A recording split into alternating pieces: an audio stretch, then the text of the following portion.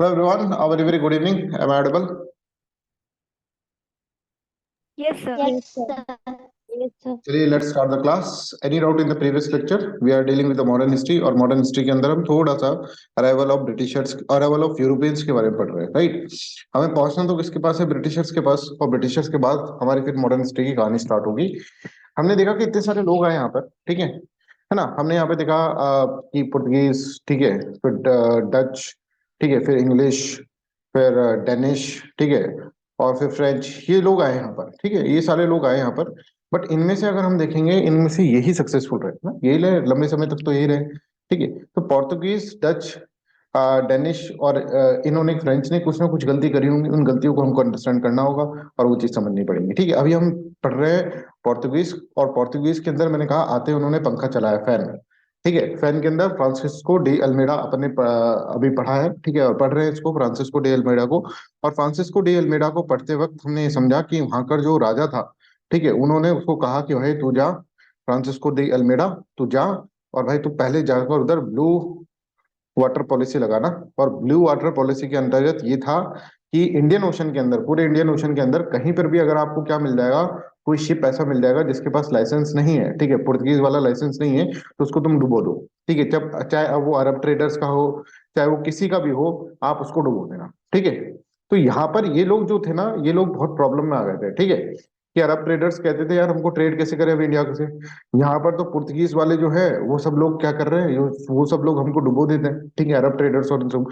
तो अब यहाँ पे पुर्तगाल का जो वो होगा, ठीक है, पुर्तगाल जो होगा वो, वहां पे उसका इंपॉर्टेंस बढ़ जाएगा, ठीक है.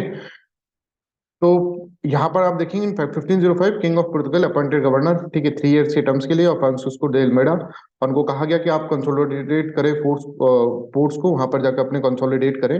और वहां पर कंसोलिडेशन इन्होंने स्टार्ट कर दिया, और यहाँ पर ब्लू वाटर पॉलिसी अपन ने लगा दी. ये अपन देखा, ये आइलैंड्स जो है उन्होंने यहाँ पर कैप्चर करे. अंजीदीवा आइलैंड, कन्नौर, ठीक है, कोचीन और किलोन, ठीक है. ये मैंने आपको बताया था इस तरह से कहाँ कहाँ पे ये आइलैंड्स हैं, ठीक है. और यहाँ पर ये देखिए अंजीदीवा आइलैंड्स, कन्नौर, कोची और कुनौल, ठीक है. तो ये सब यहाँ पर जाकर आप देखेंगे, यहाँ पर हर जगह पर चर्च वर्च और ये सब चीजें होंगे. जैसे मैंने आपको बताया पुर्तगीज का एक डायमेंशन तो गोल्ड तो था ही, ठीक है, उसके साथ साथ जो डायमेंशन, इंपॉर्टेंट डायमेंशन था जिसको वो मानते थे, दैट वाज कि वहां पर जाके क्रिश्चियनिटी को प्रोपोगेट करना है, ठीक है. अब देखो ब्लू वाटर नेवी पॉलिसी से, ब्लू वाटर पॉलिसी से क्या हो जाएगा कि एक प्रॉब्लम क्रिएट हो जाएगी कि जहां जो भी ट्रेड चल रहा था इंडिया के साथ, ठीक है, दूसरी कंट्रीज का, और India was very very important at that time, ठीक है, और वहां से बहुत सारा ट्रेड चलता था. ऐसा बोला जाता है कि उस टाइम पर, जिस टाइम की हम बात कर रहे हैं यहाँ पर, उस टाइम इंडिया की जीडीपी जो थी that was 21% of world GDP, ठीक है, 21% ऑफ वर्ल्ड जीडीपी, ठीक है. इस तरह से इसके अंदर माना जाता है, राइट. तो इंडिया का जो ट्रेड था ना, वो क्या था, वो बहुत ज्यादा, बहुत सारी कंट्रीज से होता था. और स्पाइसेस, जैसे मैंने आपको बताया, स्पाइसेस जो थे, इंडिगो जो था, राइट, इसका ट्रेड चलता था. अब अरब ट्रेडर्स जो थे वो तो बड़े परेशान हुए, अरब ट्रेडर्स बड़े परेशान हुए. और मीनवाइल ये जो थे अपना जो होगा, ठीक है, इस तरह से इस इंडिया का अगर हम देखें वेस्टर्न कोस्ट की तरफ बढ़ेंगे पुर्तगीज वाले, यहाँ पर इस तरह से करेंगे. और ड्यू के अंदर भी, ड्यू के अंदर, ड्यू कहाँ पर है? गुजरात के अंदर, ठीक है. गुजरात के अंदर अगर हम देखें मैप के अंदर, तो ये गुजरात है, और गुजरात का ये पूरा एरिया के अंदर ये ड्यू है, ठीक है. यहाँ पर इन्होंने क्या करा, एक पोर्ट बना लिया अपना, ठीक है, पोर्ट इस तरह से बना लिया. अब गुजरात का जो राजा था ना, वो थोड़ा सा परेशान हो जाएगा, सुल्तान ऑफ गुजरात, कि भाई मेरे से बिन पूछे यहाँ पर इन्होंने कब्जा कर लिया, ठीक है. अब यहाँ पर एक बैटल होगा, that is known as battle of Diu. अब देखो यहाँ पर कई बैटल होंगे, है ना, कई सारे बैटल हैं, ठीक है, सबको अपन नहीं पढ़ा रहे हैं, और इन बैटल को भी बहुत शॉर्ट के अंदर अपन को पढ़ना है. किस किस के बीच में था ये पूछा जाता है सिर्फ यूपीएससी में. नहीं तो इनका मैं बताऊं आपको तो आधे आधे घंटे के बैटल्स है ये, ठीक है. अगर मैं अगर इनको पढ़ाने पे आ गया तो इसका बैकग्राउंड बताऊं, फिर इसके बाद आफ्टर मैथ बताऊं और ये सब चीजें बताऊं, तो उसका कोई मतलब नहीं है, ठीक है. हमको यूपीएससी स्पेसिफिक प्रिपरेशन करनी है. तो हम देखेंगे, तो यहाँ पर मैं थोड़ा कम ही बताऊंगा इन बैटल्स के बारे में, ठीक है. आपको पढ़ना हो तो आप अपनी तरफ से पढ़ सकते हैं, because this is not relevant with the UPSC perspective. But आपको ये पता होना चाहिए बैटल ऑफ ड्यू किसके बीच में हुआ, ठीक है, और बैटल ऑफ ड्यू में जीता कौन, इतना आपको पता होना चाहिए. फिर भी हम थोड़ा सा और अंडरस्टैंड कर लेंगे इसके अंदर. ड्यू जो था ना यहाँ पर, जब ये आए तो ये गुजरात जो है, गुजरात जो है, उसके जो सुल्तान थे, सुल्तान ऑफ गुजरात, ठीक है, वो थोड़े से परेशान हो जाएंगे. गुजरात के सुल्तान थोड़े से परेशान हो जाएंगे. अब यहाँ पर इनका ट्रेड, जो गुजरात और सुल्तान जो था ना, इनका ट्रेड चलता था इजिप्ट से। इजिप्ट के अंदर उस वक्त मामलुक डायनेस्टी थी, मामलुक डायनेस्टी, ठीक है, वहां से इसका इनका ट्रेड चलता था। ठीक है, इनका ट्रेड अरब ट्रेडर से भी चलता था, अरब ट्रेडर्स से भी चलता था, और अरब ट्रेडर्स चलता था, और ये Arab traders, Mamluk dynasty, Egypt जो है, ठीक है, ये लोग भी क्या है, ये लोग भी यहाँ पर परेशान हो रहे हैं इनके कारण। ठीक है, इसी तरह से वेनिस जो है, ठीक है, वेनिस का भी ट्रेड यहाँ पर चलता था। तो ये सब है ना, सुल्तान ऑफ गुजरात क्या करेगा, इन सबसे बात करेगा, इन सबको फोन लगाएगा, बोलेगा भाई एक तो देखो तुमको भी दिक्कत आ रही है पुर्तगीज के कारण, और हमें भी दिक्कत आ रही है पुर्तगीज के कारण, sultan of Gujarat will say like that. ठीक है, और कलिकट के अंदर जो जेमोरियंस थे, उनसे भी उनकी बननी बिगड़नी लग गई थी। ठीक है, किसकी, पुर्तगीज की, क्योंकि आप पहले आए थे ट्रेडर बनकर, पर अब यहाँ पर आकर आप एस्टेब्लिशमेंट करने की सोच रहे हैं, फोर्टिफिकेशन कर रहे हैं, तो लड़ाई होना स्वाभाविक है। कैलिकट के अंदर जो जेमोरियंस है, उनकी भी इसके साथ बिगड़ गई थी। तो ये सब लोग क्या करेंगे, ये सब लोग मिल जाएंगे, ये सब लोग मिलेंगे, और इन सब लोगों के बीच में एक डिस्कशन होगा, और डिस्कशन में डिसाइड होगा कि भैया ये पुर्तगीज वाले है ना, ज्यादा चश्मा लगा के उड़ रहे हैं, तो हम क्या करते हैं, हम इनको यहाँ पर ड्यू में घुमाकर घेर के मारेंगे यहाँ पर, है ना। और इस तरह से बैटल ऑफ ड्यू होता है। तो battle of due is between the Portuguese and combined army of ये सब। ठीक है, सुल्तान ऑफ गुजरात, मामलुक, इजिप्ट, ठीक है, इजिप्ट की डायनेस्टी के जो मामलुक रूलर थे उनका भी सपोर्ट था। ठीक है, वेनिस, रिपब्लिक ऑफ वेनिस जो था, ठीक है, यूरोप के अंदर, उनका भी सपोर्ट था। ऑटोमन एम्पायर का पूरा सपोर्ट था, बिकॉज ट्रेडर्स, अरब ट्रेडर्स का वो हो रहा था। ठीक है, और कलिकट के अंदर जमोरियंस का भी सपोर्ट था। सब मिलकर क्या करेंगे, पुर्तगीज को मारने की कोशिश करेंगे। उस वक्त फ्रांसिस्को डे अल्मेडा जो थे, वो क्या थे, गवर्नर थे, और वो इन दोनों के बीच में लड़ाई होगी, और लड़ाई होने के बाद रिजल्ट ये रहेगा कि जो पुर्तगीज होंगे वो जीत जाएंगे। ठीक है, इस बैटल के अंदर बहुत बहादुरी से लड़े थे अल्फोंसो दी एल्बर्गी, जो कि अब आने वाले टाइम में क्या बनेंगे, गवर्नर बनेंगे।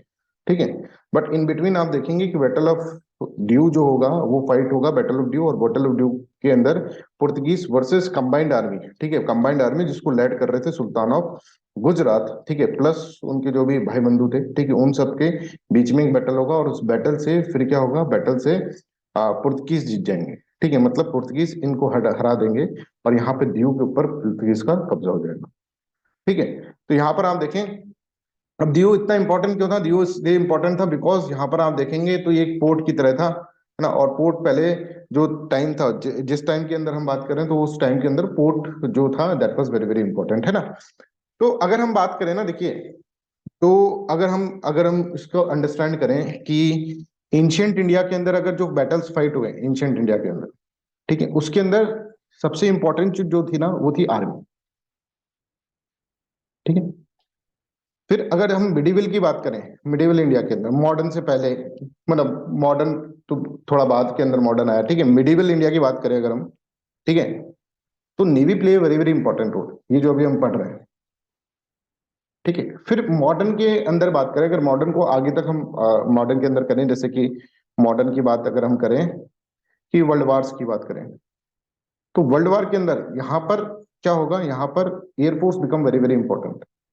जिसकी एयरफोर्स अच्छी वो जीतेगा, यहाँ पर जिसकी आर्मी अच्छी वो जीत रहा है ना। यहाँ पर आर्मी लड़ती थी, और आर्मी के अंदर जो जिसकी आर्मी बढ़िया वो जीतता था। यहाँ पे अगर हम देखें मॉडर्न मिडिवल इंडिया के अंदर navy play very very important role. ठीक है, और मॉडर्न स्टार्ट के अंदर भी नेवी इंपॉर्टेंट था, जब तक यूरोपियंस अराइवल्स हुए थे, उसके बाद फिर थोड़े दिनों बाद क्या, थोड़ी देर बाद क्या हो जाएगा, 19th सेंचुरी के अंदर अगर हम देखेंगे, तो air force become very very important. और अगर हम देखें, वर्ल्ड वार भी जीता गया एयरफोर्स के कारण ही। ठीक है, वर्ल्ड वार फर्स्ट हुए, वर्ल्ड वार सेकंड हुए, तो जहां एयरफोर्स ज्यादा था, स्ट्रांग था, वो जीत गए, है ना। तो हम देख रहे हैं मिडिवल के अंदर नेवी, एंशिएंट के अंदर आर्मी, मॉडर्न के अंदर अगर हम देखें एयरफोर्स, और अब अगर हम देखें पोस्ट मॉडर्न टाइम के अंदर अगर हम देखें, तो यहाँ पे स्पेस के अंदर जो है ना, स्पेस टेक्नोलॉजी के अंदर जो जिसने महारत हासिल कर रखी है ना, वो अब आने वाले समय में बादशाह होगा, पोस्ट मॉडर्न के अंदर देखें। ठीक है, तो यहाँ पर अगर हम देख रहे हैं, तो एंशियंट इंडिया के अंदर आर्मी, मिडिवल इंडिया के अंदर नेवी, ठीक है, मॉडर्न के अंदर अगर हम देखें तो एयरफोर्स प्ले इंपॉर्टेंट रोल, और पोस्ट मॉडर्न के अंदर स्पेस टेक्नोलॉजी। दुर्भाग्यवश अगर हम देखें, एंशियंट इंडिया के अंदर आर्मी हमारी इतनी स्ट्रांग नहीं थी as compare to other countries. ठीक है ना, अगर हम वर्ल्ड की अदर कंट्रीज के बारे में बात करें रिलेटिवली, है ना। मिडिवल के अंदर नेवी हमारी इतनी अच्छी नहीं थी कि इंडिया के रूलर्स की किसी की नेवी आपने सुनी हो। वो तो बिल्कुल नेवल शिप बना बना के एक्सपीडिशन करे जा रहे हैं, यहाँ तक आ गए। ठीक है, हम कहीं यूरोप के अंदर एक्सपीडिशन कराओ ऐसा तुमने सुना भी नहीं होगा, हमने सुना भी नहीं। ठीक है, और हम तो कहीं ज्यादा दूर तक गए नहीं है ना। इस तरह से अपन इसके अंदर देखें। इसके बाद मॉडर्न के अंदर अगर हम देखें, एयरफोर्स हमारी इतनी स्ट्रांग नहीं रही। पर ये जो पोस्ट मॉडर्न टाइम चल रहा है, यहाँ पे हमारी space technology playing a very very important role. अगर हम देखें वर्ल्ड की कंट्रीज के अंदर जो नासा है, ठीक है, यूरोप की जो स्पेस एजेंसी है, ठीक है, जापान की स्पेस, इनसे अच्छा हम परफॉर्म कर रहे हैं इसरो। इतना सस्ते के अंदर बहुत सारी चीजें बना रहे हैं, राइट। तो स्पेस टेक्नोलॉजी के अंदर हम बहुत अग्रणी आ चुके हैं। मतलब हम कह रहे हैं कि ये जो टाइम है, इसके अंदर इंडिया सुपर पावर बन सकता है। तो उसका एक पिलर जो होगा दैट इज स्पेस टेक्नोलॉजी। समझ में आ रहा है ये बात? तो यहाँ पर तो हमारे पास नहीं थी आर्मी इतनी अच्छी, यहाँ पर नेवी इतनी अच्छी नहीं है, यहाँ पर एयरफोर्स इतनी अच्छी नहीं है, पर यहाँ पर space technology is very very good. ठीक है, इंडिया की स्पेस टेक्नोलॉजी भी तो आने वाले समय में इंडिया को अगर हम देखें एक एक अच्छी उसके अंदर देखें पोजीशन पे देखें, तो उसके अंदर space technology play very very important role. खैर, चलिए, तो बैटल ऑफ ड्यू आप इसके अंदर इस तरह से आपने इसके अंदर समझा, और बैटल ऑफ ड्यू के अंदर इस तरह की चीजें होंगी। अब देखो, अब कहानियां बहुत सारी हैं इसके अंदर, हिस्ट्री के अंदर सुनाएंगे जितनी कम है। ठीक है, कि फ्रांसिस्को डी अल्मेडा और Alfonso de Albuquerque battle of Diu के अंदर बहुत अच्छे से लड़े under the leadership of Francisco de Almeida. ठीक है, बट इन दोनों के बीच में फिर डिफरेंसेस आ जाते हैं। उनको पता चलता है कि अल्फोंसो जो है वो बनने वाला है गवर्नर, तो उनको चिढ़ हो जाती है और वो अल्फोंसो को 6 महीने के अंदर जेल में डाल देते हैं। और ऐसी चीजें होती रहती है, पर ये हमारे कोई काम की नहीं है। ये पढ़ा और मैंने भी पढ़ा तो वो बेकार ही हुआ है। ठीक है, उसका कोई काम नहीं। हमको जो जो चीजें स्पेसिफिकली हमको समझनी है वो हमको समझनी होगी। ठीक है, कि इसके ऊपर, क्योंकि ये जो पार्ट है हमारे को बस ये इसको इंट्रोडक्शन टाइप का उसको पढ़ना है। हमको जो डिटेल के अंदर जाना है वो ब्रिटेन वाला हमको इसके अंदर पढ़ना है। ठीक है, तो मैं तो इसको इतना ही पढ़ाऊंगा, क्योंकि इसके अंदर ऐसा भी कोई भी बैटल अगर आप पढ़ेंगे, जैसे अपन बैटल ऑफ प्लासी जब पढ़ेंगे, तो battle of Plassey is very very important. That is related to the what, वो स्पेसिफिक बैटल है, उसको अपन डिटेल के अंदर पढ़ेंगे। ठीक है, तो उसका हम ये भी देखेंगे, बैकग्राउंड भी देखेंगे, आफ्टर मैथ भी देखेंगे, उसके अंदर क्या इवेंट्स हुए, क्या हुआ, ये सब चीजें हम देखेंगे। पर इसमें मैं टाइम वेस्ट नहीं करूंगा, राइट। तो battle of Diu, I hope this is clear to everyone, इतना ही अपन को याद रखना है। अब यहाँ पर इसके बाद अल्फोंसो द अल्बर्गी, ये एक तरह से दूसरे जो थे वो रूलर, दूसरे जो वाइसराय थे वो बने अल्फोंसो द अल्बर्गी। ठीक है, और 1509 से 1515 तक इन्होंने यहाँ पर राज कर, मतलब इंडिया के अंदर यहाँ पर रहेंगे एक ऐसे वाइसराय 1509 से 1515। ठीक है, और यहाँ पर ये भी क्या करेंगे, ये भी एक बैटल करेंगे जो कि बहुत इंपॉर्टेंट बैटल है, और that is famously known as battle of Goa. ठीक है, बैटल ऑफ गोवा। तो गोवा के अंदर अगर हम देखेंगे, बैटल ऑफ गोवा के अंदर देखेंगे, तो गोवा में उस वक्त आदिल शाह नाम के सुल्तान रूल करते थे ना, आदिल शाह। अभी तक ये समझ में आ रहा है सबको? फैन, सबसे पहले हमने याद करी थी एक ट्रिक, पीडी, पेन ड्राइव। ठीक है, कि इंग्लिश मूवी डाली, ठीक है, डाली और उससे फिर अपन ने फ्रेंच फ्राइज के साथ खाई, क्या अपन ने याद करा था। फिर उसके बाद हम पुर्तगीज पढ़ रहे हैं, पुर्तगीज के अंदर पंखा चलाया अपन ने, आते ही पुर्तगीज ने पंखा चलाया, फ्रांसिस्को दे अल्मेडा, ठीक है, अल्फोंसो दे अल्बर्गी, ठीक है, अल्फोंसो दे अल्बर्गी। अब अपन इसके अंदर ये पढ़ रहे हैं, फ्रांसिस्को द अल्मेडा के अंदर हमने दो चीजें पढ़ी, एक तो ब्लू वाटर पॉलिसी, ठीक है, और दूसरा इन्होंने फोर्ट फूड्स बनाए, और तीसरा इनके टाइम पर एक बैटल ऑफ ड्यू भी हुआ। और बैकग्राउंड देखिए बैटल ऑफ ड्यू का, तो वो ब्लू वाटर पॉलिसी थी। समझ में आ रहा है? तो आपको इस तरह से इसको याद रखना है ना। आप शॉर्ट नोट्स कैसे बनाओगे, इस तरह से ये शॉर्ट नोट्स बन गए तुम्हारे, है ना। जो भी इंपॉर्टेंट चीज है कि फ्रांसिस्को द अल्मेडा का 4 लाइन के अंदर फ्रांसिस्को द अल्मेडा कंप्लीट, इस तरह से आपको शॉर्ट नोट्स बनाने। अब दूसरा जो है अल्फोंसो द अल्बर्गी है। अल्फोंसो द अल्बर्गी जब आएंगे यहाँ पर, तो यहाँ पर इसके अंदर जो इंपॉर्टेंट पॉइंट है अल्फोंसो द अल्बर्गी का, वो क्या है, वो ये होगा कि वो बैटल ऑफ गोवा फाइट करेंगे। और वहां पे बैटल ऑफ गोवा के अंदर सुल्तान ऑफ बीजापुर आदिल शाह जो है उससे उनको लड़ाई करनी है। और आदिल शाह से जब ये लड़ाई करेंगे तो गोवा की कुछ कुछ टेरिटरीज को वो क्या कर लेंगे, कैप्चर कर लेंगे। और वहां पे पुर्तगीज अपनी कॉलोनीज बना देंगे। समझ में आ रहा है? बैटल ऑफ गोवा के अंदर कुछ कुछ टेरिटरीज को कैप्चर करके वहां पर अपनी एक टेरिटरी बना देंगे। अब अल्फोंसो द अल्बर्गी थे ना, इन्होंने पहली बार ऐसा सोचा, इन्होंने ऐसा सोचा कि भाई हमें यहाँ पर है ना एस्टेब्लिशमेंट करना है। एस्टेब्लिशमेंट करना मतलब यही हमको रहना है ना। हमारी कंट्री कौन सी है, हमारी कंट्री जो है पोर्तुगीज है, पर अब हम पोर्तुगीज को भूल जाओ तुम लोग। उसने एक सभा बुलाई, ऐसे समझो, और उन्होंने कहा कि भाई देखो पोर्तुगीज को अब तुम भूल जाओ, यही हमारा रहन सहन है, यही हमारी कर्मभूमि है, ये हमारी जन्मभूमि है, अब तुमको यहीं रहना है, अब वहां जाने की सोचना भी मत। समझ में आ रहा है। तो जब वो गोवा के अंदर जीत गए तो उन्होंने अपना कॉलोनीज बनाई गोवा के अंदर, और उन्होंने कहा कि भाई यहीं रखना है, पर हमें यहाँ पे अपना रोल चलाना है।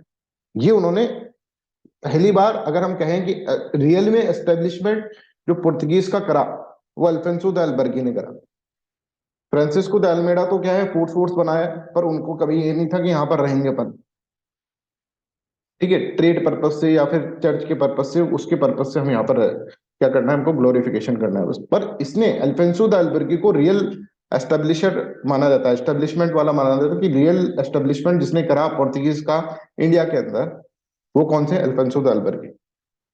और वहां आते बैटल ऑफ गोवा करा, बैटल ऑफ गोवा के अंदर सुल्तान ऑफ बीजापुर को हराया, सुल्तान ऑफ बीजापुर को हराने के बाद फिर वो जाकर वहां पे कॉलोनीज बनाई, और कॉलोनीज बनाकर वहां पे एस्टेब्लिशमेंट करने लगे, ठीक है। अब ये है कि आदिल शाह जो था, आदिल शाह के बाद, आदिल शाह का जब लड़ाई हुई थी तो वहाँ के जो थे लोकल लीडर्स जो थे, तमैया नाम के लोकल लीडर थे, उन्होंने उसका सपोर्ट करा था पुर्तगीज का, ठीक है। उन्होंने उनको इनवाइट करा था पुर्तगीज को कि भाई आओ हमको यहाँ पे इनके ऑटोक्रेटिक रूल से बचाओ। फिर जब उसके भाई जो थे इस्माइल आदिल शाह, जब आदिल शाह मर गए थे तो इस्माइल आदिल शाह आए थे, इस्माइल आदिल शाह ने फिर क्या करा, उनको भगा दिया था पूरे पोर्तुगीज को, फिर पोर्तुगीज वाले वापस आए थे। वो सब चीजें कहानी है, वो सब चीजें ना पूछी जाती है ना तुम्हारा कोई पढ़ने का मतलब है उसका, राइट। तो I hope this is clear. तो यहां तक आपको ये याद रखना है कि बैटल ऑफ जो है, बैटल ऑफ गोवा जो है वो किसने जीता था, ये पूछेंगे तुमसे। अल्फोंसो द अल्बर्गी ने जीता था, ठीक है ना। किसके टाइम पे हुआ था, पुर्तगीज के टाइम पे हुआ था, किसके टाइम पे, तो पुर्तगीज के टाइम पे हुआ था, आदिल शाह से लड़ा था कौन, अल्फोंसो द अल्बर्गी, और वहां पर वो जीत गया था। इतना ही अपन को उसके अंदर याद रखना है, राइट। अब यहाँ पर इसको अल्फोंसो द अल्बर्गी को क्या समझ में आ रहा है कि यहाँ पे देखो एडी है ना, अल्फोंसो द अल्बर्गी, कि हमको यहाँ पे अड्डा जमाना है, ऐसे याद कर लो, याद करने के लिए बन रहा है, ठीक है। अल्फोंसो द अल्बर्गी को लग रहा है कि हमको यहाँ पे अड्डा जमाना है, हमको यहाँ पे एस्टेब्लिशमेंट करना है, समझ में आ रहा है। और एस्टेब्लिशमेंट करने के लिए हमको यहाँ पे रहना पड़ेगा, रहना पड़ेगा, तो ये बोलेगा कि यहाँ पर अपनी फैमिली बनानी पड़ेगी। तो यहां से इससे पूछा जाएगा, साहब हम लोग तो अपनी वाइफ वाइफ को लेकर ही नहीं आए, तो बोले ये तो और भी अच्छा है, यहीं पे क्या है, यहीं के लोकल से शादी कर लो और यहीं अपनी फैमिली बना लो,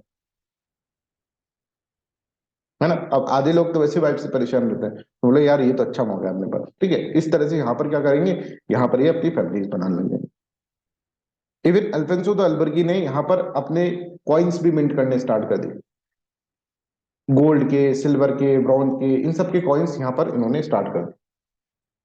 पहला रूलर पुर्तगीज का आ रहा है और वो ये समझ में आ रहा है, दूसरा रूलर पुर्तगीज का आ रहा है, उसको ये समझ में आ रहा है कि यहाँ पे अपन को अड्डा जमाना है, अल्फोंसो द अल्बर्गी अड्डा जमा रहा है, हमको एस्टेब्लिशमेंट करना है, समझ में आ रहा है। और धीरे धीरे क्या करेंगे, धीरे धीरे हम इसके अंदर जाते रहेंगे। और यहाँ पर ये यहीं पर नहीं, ये तो भारत की बात है, भारत के साथ साथ और भी जो है, इंडोनेशिया, मलेशिया, उस तरफ भी जाकर ये अपनी अपॉर्चुनिटी सीख कर रहे हैं, समझ में आ रहा है।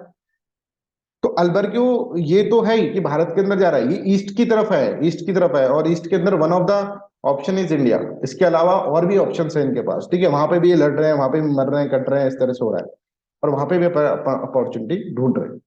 तो ये क्या कहेंगे, in this battle he was able to take position of some of the territories of the Goa and made them the Portuguese colonies. He started his Portuguese mint and issued coins in gold, silver and bronze with the badge of Portuguese king.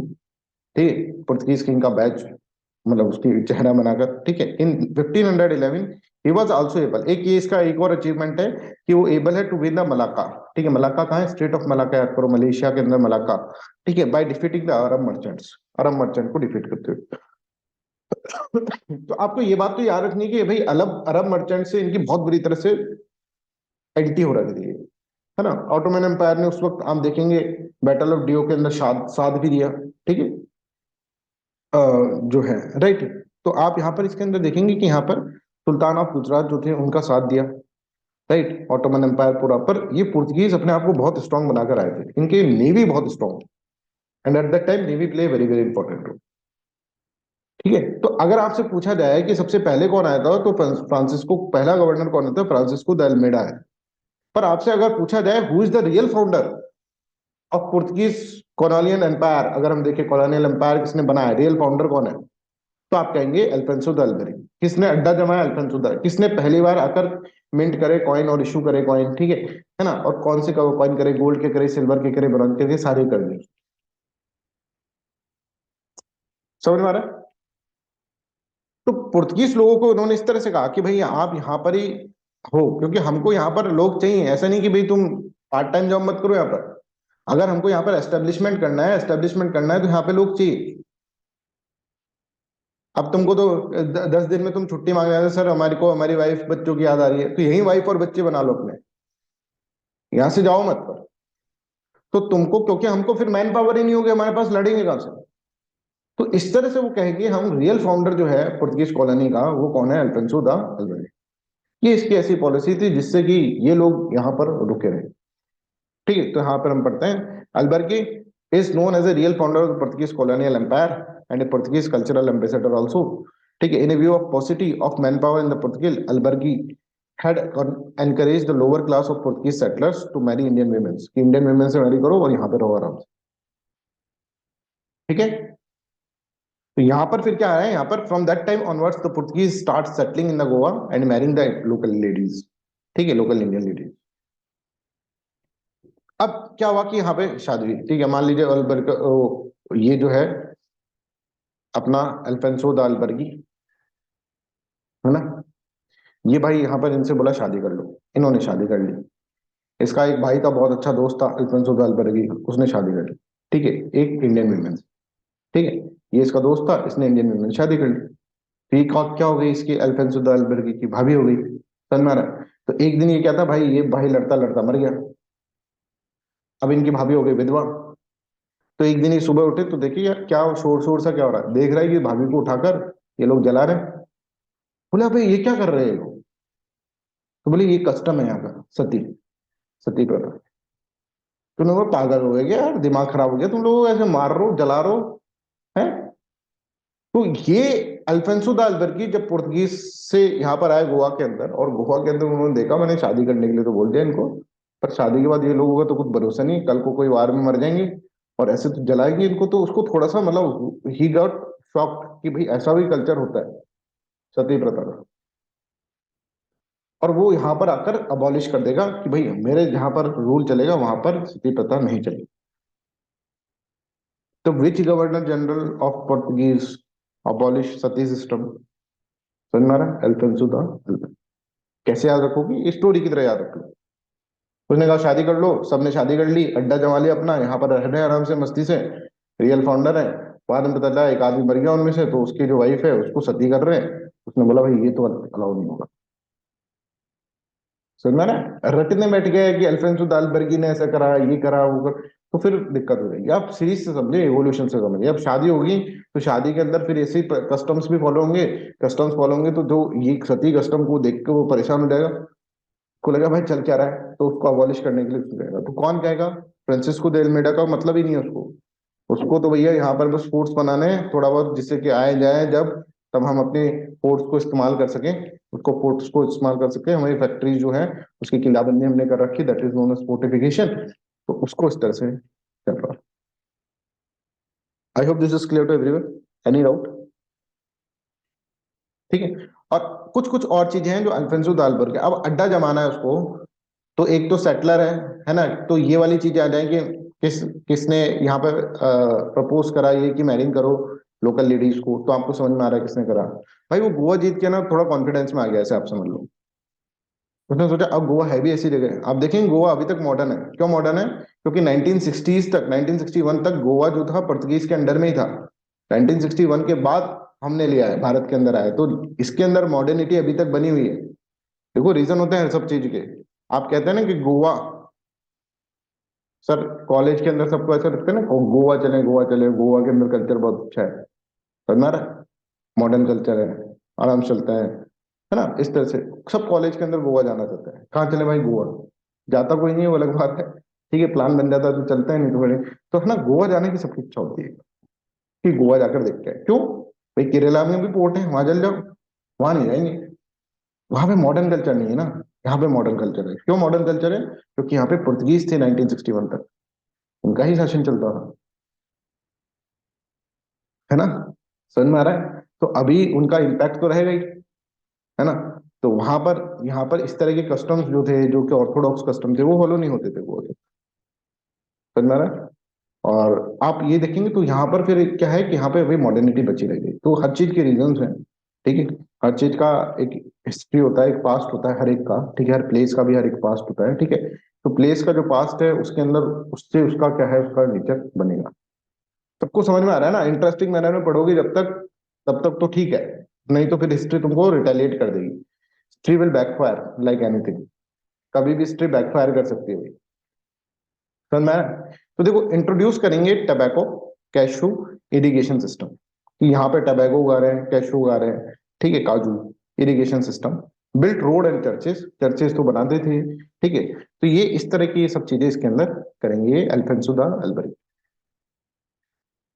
ठीक है? तो Alfonso the अल्बर्की जो होंगे, आप देखेंगे यहाँ पे 1509 से लेके 1515 तक यहाँ पर रहेंगे, ठीक है? इसके बाद जो नेक्स्ट है इंपॉर्टेंट, ठीक है, इसके बीच में कोई आएंगे जाएंगे, बट नेक्स्ट जो इंपॉर्टेंट है वो है नीनो द कुन्हा। उनका कोई अचीवमेंट नहीं है बीच वालों का, इनका जो अचीवमेंट है 1529 से लेकर 1538 तक ये रहे। अब 1529 से 1538 तक ये रहे, तो इन्होंने सबसे पहले ये काम करा, shifted headquarter of Portuguese government in India from Cochin to Goa. उन्होंने कहा गोवा के अंदर हम एस्टेब्लिश हो गए तो गोवा के अंदर ही चलते हैं, और गोवा के अंदर अपना हेडक्वार्टर एस्टेब्लिश कर दिया। पहले कोचीन के अंदर था, गोवा के अंदर उस तरह से कर दिया, ठीक है? अब यहाँ पर है ना एक इंपॉर्टेंट चीज है, क्या आप देखिए कि जब उस वक्त जब रूल हो रहा है, ठीक है, मुगल एम्पायर चल रहा है उस वक्त, ठीक है, मुगल एम्पायर चल रहा है, और मुगल एम्पायर उस वक्त जो है वो हुमायूं है ना? हुमायूं उस वक्त है, राइट? ठीक है, हुमायूं है। अब हुमायूं जो थे ना, उनका ये जो है एक किंग था, ठीक है, बहादुर शाह ऑफ गुजरात। बहादुर शाह जफर नहीं, वो तो बात के हैं, ठीक है, लेटर मुगल्स में आते हो। बहादुर शाह ऑफ गुजरात, उनका नाम बहादुर शाह ऑफ गुजरात है। तो नीनो दो काना एक तो इसलिए इंपॉर्टेंट है, पुनः एक तो इसलिए इंपॉर्टेंट है कि इन्होंने अपनी कैपिटल जो थी वो कोचीन से गोवा शिफ्ट कर दी, कि गोवा के अंदर रहेंगे, आराम से मस्ती करेंगे, ठीक है, नीनो ने। दूसरा, नीनो है ना, नाम से नीनो लग रहा है, नीनो मतलब ऐसा लग रहा है कि भाई बच्चा सा कोई आदमी होगा, नहीं, इसने खेल कर दिया है। क्या खेल करा ये अपन इसके अंदर समझते हैं। एक बहादुर शाह था गुजरात का, ठीक है, गुजरात का रूलर, ठीक है? इसका मुगल एम्पायर से थोड़ा सा कंफ्लिक्ट रहता था, मुगल एम्पायर हुमायूं से कंफ्लिक्ट रहता था। तो हुमायूं क्या करता था, हुमायूं उसको जो है इनके बीच में 36 का आंकड़ा इस तरह से रहता था, ठीक है? अब क्या होगा कि हुमायूं जो होंगे ना, जब तक हुमायूं गुजरात के अंदर रहते थे, ठीक है, जब तक तो ये थोड़ा सा दबाव हो के रहता था, ठीक है? बट अब हुमायूं जब यहाँ पर, मतलब हुमायूं जब इस तरफ इसको मारने आएंगे, तो इसको हेल्प जो कर देंगे ना, वो पुर्तगीज वाले जो होंगे, नीनो दो काना कहेगा भाई हम तुम्हारी हेल्प कर देते हैं, ठीक है? तो बहादुर शाह जफर जो होंगे, ठीक है, उसकी ये हेल्प करेंगे। कन्फ्लिक्ट जब भी होगा, हुमायूं से कन्फ्लिक्ट होगा ना, गुजरात के जो राजा है बहादुर शाह का, हुमायूं से कन्फ्लिक्ट होगा, उसके अंदर इसकी हेल्प करेंगे। एक बार हुमायूं वहां से गुजरात से भाग जाएगा, चला जाएगा, ठीक है, 1536 के अंदर हुमायूं वैसे भी भाग गए थे भारत से ही, ठीक है? तो ये जब यहाँ से चले जाएंगे ना हुमायूं, तब जाकर ये गुजरात का जो था, पहले तो ये आराम से पुर्तगीज वालों को क्या कर रहा है, पुर्तगीज वालों को बहुत ज्यादा लूर कर रहा है, इनको आराम से यहाँ पर रूल कर, ट्रेड करने दे रहा है आराम से, ये सब चीज कर रहा है। पर जैसे ही एक बार इसका थ्रेट कम हो जाएगा, हुमायूं का थ्रेट खत्म हो जाएगा, तो बहादुर शाह जफर जो होगा ना, बहादुर शाह जो होगा, नॉट जफर, ठीक है, बहादुर शाह गुजरात का जो होगा, वो इनको कुछ भाव नहीं देने लगेगा पोर्तुगीज को, और इनके बीच में ना रिलेशन जो होगा ना वो खराब हो जाएंगे। और ऊपर से गुजरात के का आसपास भी पोर्तुगीज को फटकने नहीं दे रहा था।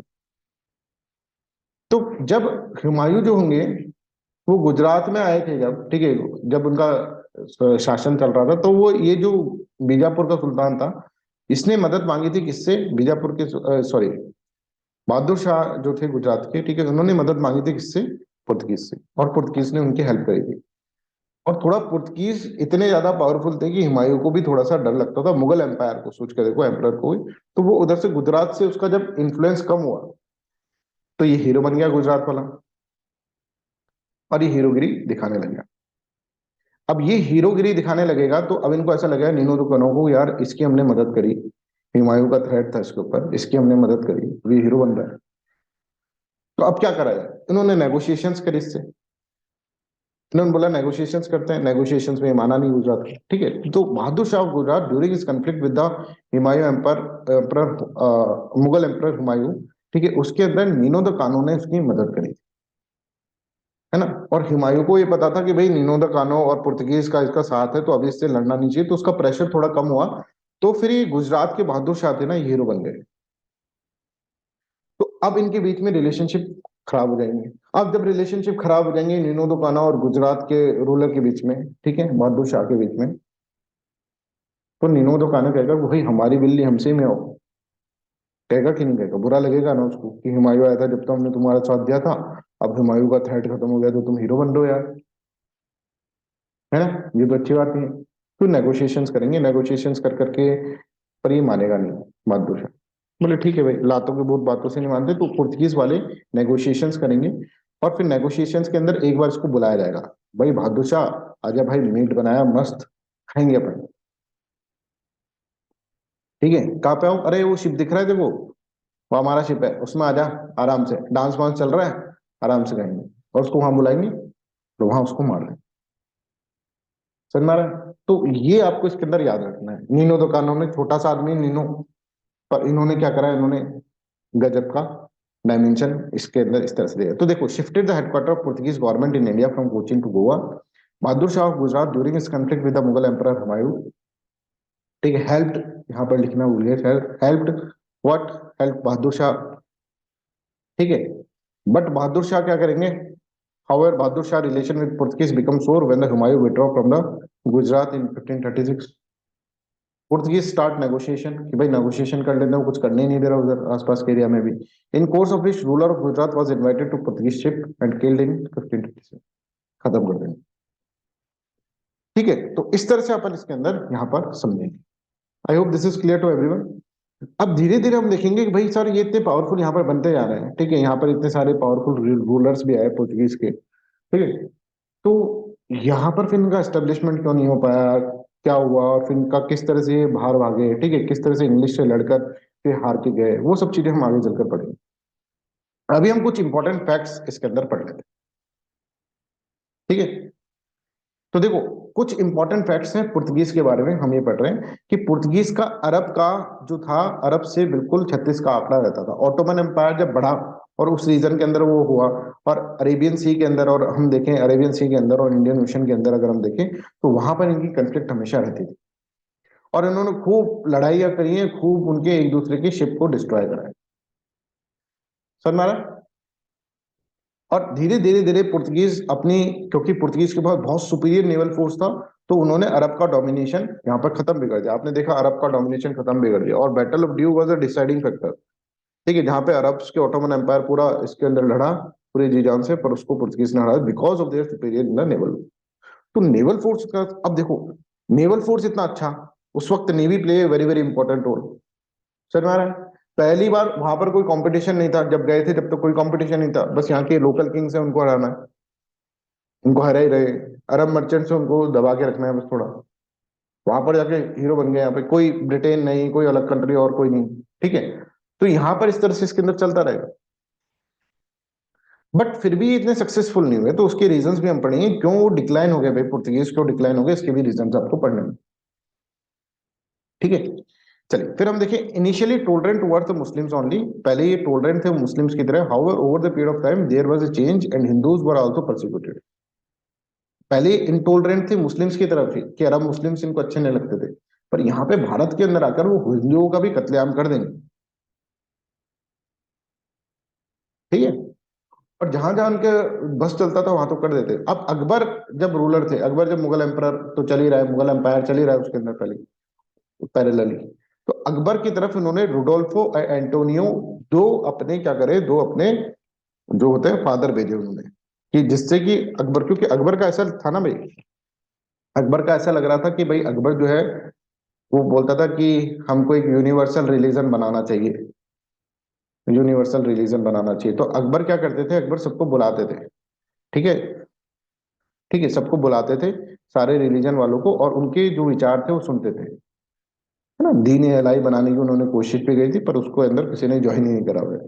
ठीक है, तो अकबर जो थे वो सबके सारे रिलीजन वालों को सुनते थे बुलाकर, हिंदू को भी, मुस्लिम्स को भी, है ना, पारसीज को भी, क्रिश्चियंस को भी, सबको बुलाकर सुनते थे, भाई तुम्हारे विचार कैसे कैसे हैं, अगर उनको अच्छा लगेगा तो उसको एक्सेप्ट कर लेंगे, ऐसे भी वो बोलते थे। तो उन्होंने रुडोल्फो और एंटोनियो ने, देखो इनको ये था ना, देखो पुर्तगीज वालों का मेन मकसद ये था कि हम किसी तरह से क्रिश्चियनिटी को प्रोपोगेट कर दें।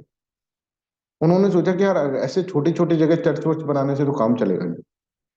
उनका एक आइडिया आता है, एक उनके दिमाग में एक दिमाग की बत्ती जलती है। उन्होंने बोला कि भारत के अंदर अभी कौन सा एम्परर सबसे ज्यादा, मतलब भारत के अंदर रूल किसका चल रहा है, अकबर का। और अकबर थोड़ा सा डाइसी भी लग रहा है रिलीजन के खिलाफ। मतलब ऐसा नहीं है कि उसको बहुत ज्यादा कट्टर हो रखा है, वो खुद चाह रहा है कि भाई आओ, इबादत खाने के अंदर आकर बुलाता है और वो सुनता है सब कुछ, वो खुद ही बोल रहा है ये सब चीजें। तो हम क्या करते हैं, अगर मान लीजिए अकबर को किसी तरह से हम कन्वर्ट कर दें क्रिश्चियनिटी के अंदर, फिर हमारा काम कंप्लीट। फिर एक बार यहाँ का जो राजा है वो अगर क्रिश्चियन बन गया, तो फिर पूरा का पूरा हिंदुस्तान क्रिश्चियन बन ही जाएगा धीरे धीरे। फिर तो ये प्रोपोगेट करेगा, फिर तो इसको क्या होगा, इतने बड़े राजा जो पूरे हिंदुस्तान का राजा है, उसका सपोर्ट मिल जाएगा क्रिश्चियनिटी को।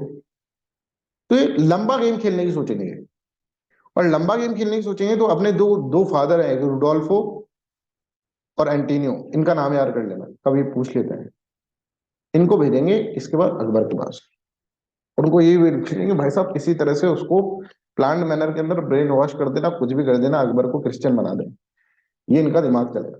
इनको लगेगा अगर भाई ये क्रिश्चियन बन गया ना अकबर, तो सब काम हो ही जाएगा अपने। भेजे, पर हाँ, पर ये है कि अकबर ज्यादा इंप्रेस हुआ नहीं। ठीक है, तो इनका प्लान ऐसे सक्सेसफुल रहा नहीं।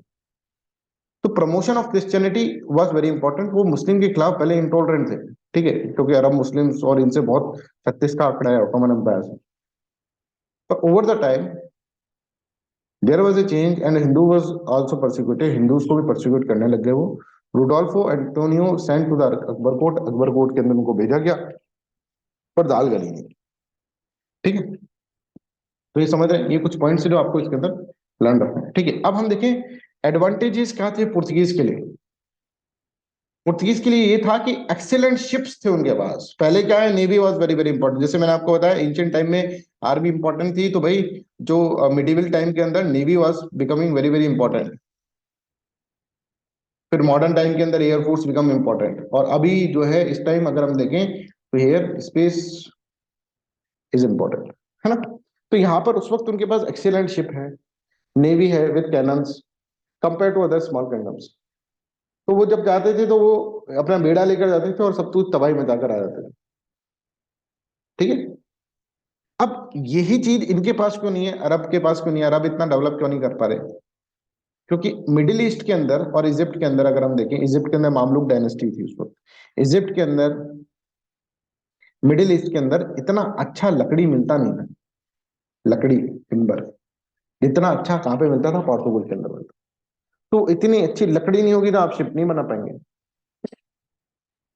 ठीक है, तो इनके पास ये एडवांटेज था कि इनके पास अच्छा टिम्बर की क्वालिटी थी, उससे शिप बनाते थे और मस्ती से जाते थे, शिप टूटता ही नहीं था इनका, है ना। और बहुत पहले से इनके रूलर्स जो थे पेट्रोनेज प्रोवाइड कर रहे थे किसको, नेविगेटर्स को। ठीक है, तो आप यहाँ पर देखेंगे Egypt and middle east lacked timber and could not build the ship. सबको समझ में आ रहा है ना? Any doubt you can ask me, anyone else? Abhishek, clear है सब कुछ? हाँ सर, एकदम। ठीक है, तो ऐसे ना हम धीरे धीरे धीरे धीरे पढ़ेंगे। अब इसको धीरे धीरे करते करते तुमको बहुत ज्यादा इंटरेस्ट आने लग जाएगा मॉडर्न हिस्ट्री में। और बिलीव मी और नॉट, पॉलिटी तो चलो बहुत ज्यादा टेक्निकल था, उसमें तो दिमाग भी खराब हुआ होगा तुम्हारा कि यार कितना कुछ याद करना। मॉडर्न हिस्ट्री वैसा नहीं है, जितना जैसा तुम समझ रहे हो ना मॉडर्न हिस्ट्री को, वैसा वो है नहीं, है ना। है ना, तो मॉडर्न हिस्ट्री वैसा नहीं है। और मैं चाहूंगा कि देखो एंशियंट और मिडिवल जो है, ठीक है, वैसे तो वो इतना इंपॉर्टेंट नहीं होता एंशियंट और मिडिवल, क्योंकि इसमें कहीं से भी क्वेश्चन आता है। ठीक है, पर फिर भी हम इसके ऊपर भी तुमको बहुत अच्छे से डायमेंशन क्लियर करवाएंगे। ठीक है, एंशियंट एंड मिडिवल मैं नहीं पढ़ाऊंगा, ठीक है, जो भी पढ़ाएंगे वो बहुत अच्छे से डायमेंशन आपके क्लियर करेंगे। पर मैं कहूंगा फिर भी तुमको इस पे ज्यादा फोकस करना नहीं है ना, इस पे ज्यादा फोकस करना मत। ठीक है, क्लास तो अटेंड कर लेना, सारी जो भी हम क्लास में पढ़ाएं वो सब चीजें कर लेना, बट ज्यादा फोकस जो है, ज्यादा एनर्जी इस पे मत करना। मॉडर्न हिस्ट्री में से क्वेश्चन इजी भी आएंगे, और वो जो होगा मॉडर्न हिस्ट्री में से जो हम पढ़ाएंगे उसमें से ही क्वेश्चन आएंगे, है ना। ये ट्रेंड चल रहा है। आप पिछले 5 साल के पेपर उठा के देख लेना, ये पीपीटीज बनी हुई है मेरी, ठीक है, पहले से, ठीक है। 5 साल के पेपर उठा के देख लेना, 10 साल के उठा के देख लेना, मॉडर्न हिस्ट्री के क्वेश्चन सारे आ ही जाते हैं, ठीक है।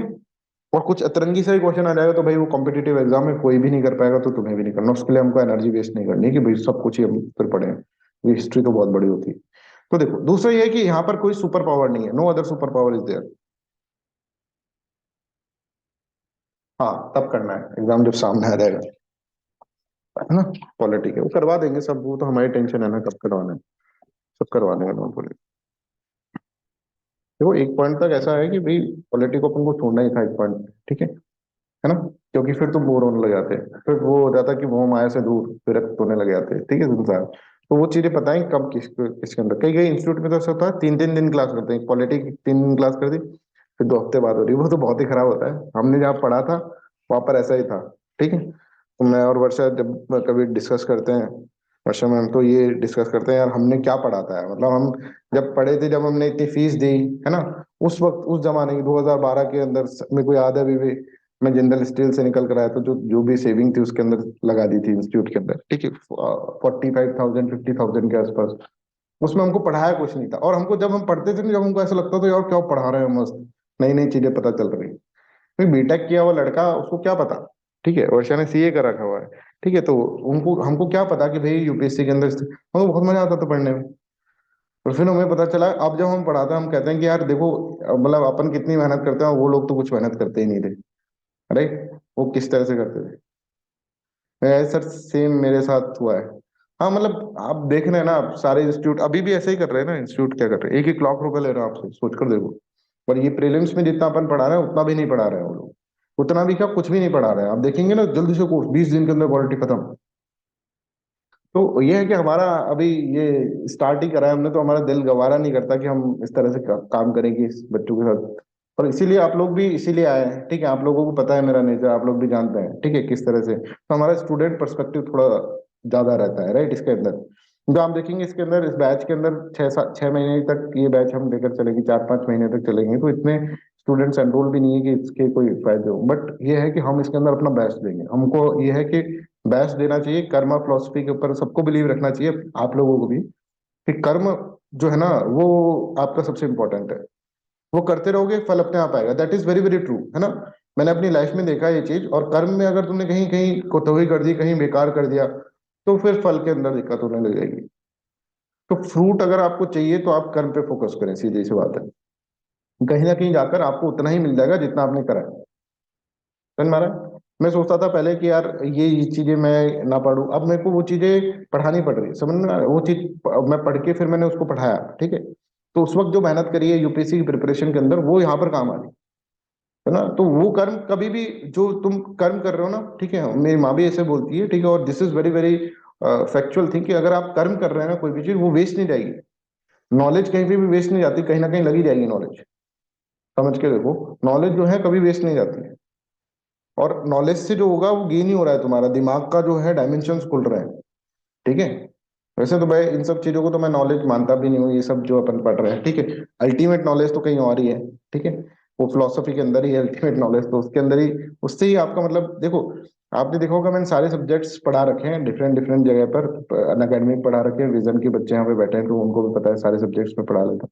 उसका वन ऑफ द रीजन मैं सोचता हूँ कि फिलोसफी जो था, उसने दिमाग को इतना स्ट्रांग बना दिया, ठीक है, कि कोई भी चीज आसानी से आप समझ सकते हैं, क्योंकि यहाँ पर सब कुछ है। नॉलेज का भंडारा जो है वही है, राइट। अलग अलग थॉट्स, इतने सारे थॉट्स, है ना। तो इतने सारे थॉट्स में से कोई ना कोई थॉट्स मैच खाकर, और ये सब चीजें जो है, इकोनॉमिक्स है, पॉलिटिकल साइंस है, इनके अंदर ये थ्योरीज जो दिए, किसने दिए?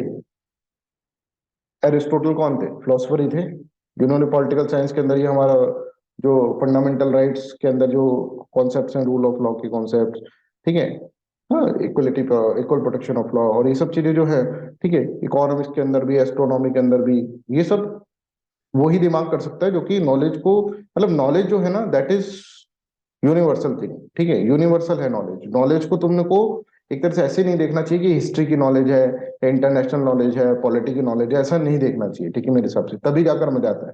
चलो back to the topic. Knowledge of sea, maps, ये सब के सब है ना, पायरेट्स ऑफ कैरेबियन के जैक स्पैरो थे, सारे पुर्तगीज वाले, ठीक है। एक्सीलेंट ट्रेड्समैन, गवर्नर्स, ये सब चीजें यहाँ पर, ठीक है। तो एडवांटेज जो है पुर्तगीज का ये था कि भाई इनके पास ये एडवांटेज। अब एडवांटेज इतने अच्छे अच्छे एडवांटेज और बहुत सुप्रीम लीडर बने डोल रहे हैं ये लोग, ठीक है, तो हार क्यों गए, है ना, हार क्यों गए? तो इनके जो एक तो रीजन ये होता है कि भाई इनके जो दुश्मन थे वो स्ट्रांग हो गए। समझ में आ रहा है कि कुछ कुछ दुश्मन जो थे इजिप्ट के अंदर, अगर हम देखेंगे इजिप्ट के अंदर बहुत पावरफुल पावरफुल किंगडम स्टार्ट हो जाएंगे राइज करने।